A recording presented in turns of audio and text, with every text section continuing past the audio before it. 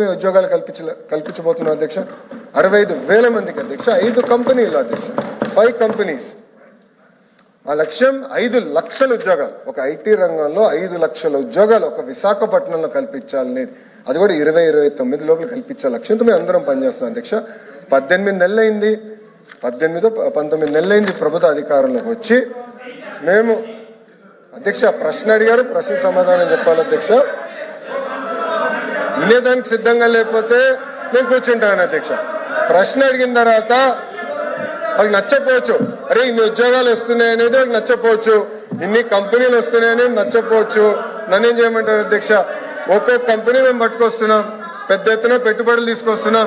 25.3% భారతదేశంలో పెట్టుబడులు ఈరోజు ఆంధ్ర రాష్ట్రంగా వస్తున్నాయి. ఇక్కడున్న సహచార మత్స్యలు మా బీసీ జనార్దన్ రెడ్డి గారు, టీజీ భరత్ గారు, దుర్గేష్ గారు, మేమందరం ఒక జీవోఎంలో ఉన్నాం. మేమందరం కలిసికట్టుగా చేస్తున్నాం కనుకనే ఈ రోజు ఇంత పెద్ద ఎత్తున పెట్టుబడులు వస్తున్నాయి, పరిశ్రమలు వస్తున్నాయి. 20 లక్షల ఉద్యోగాలు మేము కల్పిస్తాం అధ్యక్ష. అధ్యక్ష, మా సభ్యులు స్ట్రైట్గా అడిగిన ప్రశ్న ఏంటంటే, విశాఖ నగరంలో ఉన్న విలువైన భూముల్ని మీరు వచ్చి 99 పైసలు ఇస్తున్నారు. అది ఇచ్చిన దాంట్లో పారదర్శకత లోపిస్తుంది. మీరు వచ్చి వారితో ఏం సంప్రదింప చేసుకుంటున్నారో ప్రపంచానికి తెలియాలి, కానీ మాకు తెలియదు, ప్రపంచానికి కూడా తెలియదు.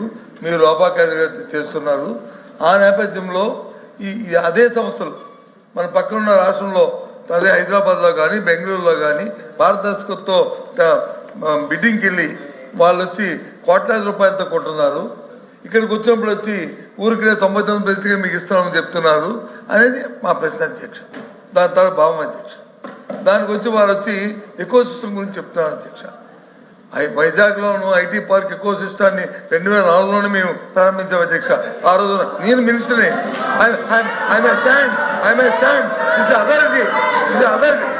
ఐటీ పార్క్ ని ఐటీని మీరు స్థాపించారు. అధ్యక్ష, మీరు కాదు మీ నాన్నగారు వాళ్ళు చెప్తారు, మీ తండ్రి గారు వాళ్ళు చెప్తారు. 2014, 2019 ఏం చేయాలో చెప్పండి. ఏదైతే 2019లో అధ్యక్ష 2019లో జగన్మోహన్ రెడ్డి అధికారంలోకి వచ్చిన తర్వాత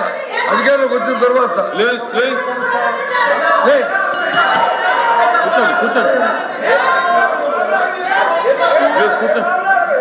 2019లో ఏదైతే మీరు ఎకో సిస్టమ్ గురించి ఈ డేటా సెంటర్ మారుతారో, 2019లో జగన్మోహన్ అధికారంలోకి వచ్చిన తర్వాత అదాని డేటా సెంటర్ నుంచి ఎవరైతే అమలు చేశారో అదాని చెప్పారు కదా, ఇది తెలియదు అధ్యక్ష.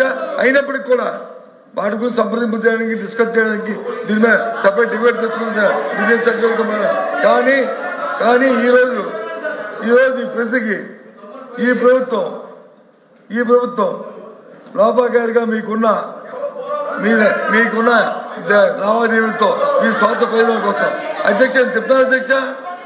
వైజాగ్ గీతం భూములు అధ్యక్ష, వాళ్ళ కుటుంబానికి వచ్చి 5,000 కోట్ల భూముల్ని ఏ రకంగా అపరంగా కట్టబెడతారు అధ్యక్ష? ఎంతమందికి ఉద్యోగం ఇస్తారు గీతం? 5,000 కోట్ల భూముల్ని కట్టబెడతారు అధ్యక్ష. ఇది అధ్యక్ష, ఇది సమాధానం అధ్యక్ష. కాబట్టి ఈ ప్రభుత్వం చేస్తున్న ఈ మోదోపిడికి ఈ లాలూచికి నిరసనగా ఈ దొంగనానికి నిరసనగా మీరు చేస్తున్న వ్యతిరేకమే విధానం నిరసనగా ఈ ప్రశ్న నుంచి మేము వాటి వాకౌట్ చేస్తాం అధ్యక్ష, కూడా చేస్తాం అధ్యక్ష.